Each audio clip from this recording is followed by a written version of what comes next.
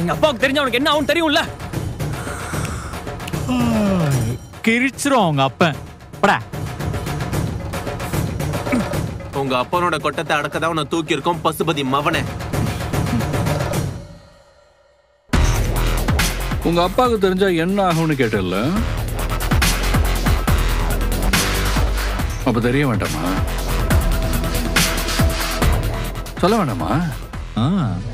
சொல்லாம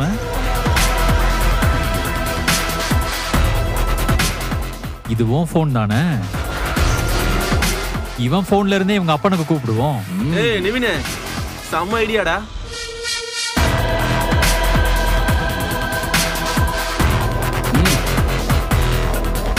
போன் பண்ணி தருவேன், உன்னை கடத்திருக்காங்கன்னு மட்டும்தான் சொல்லணும்.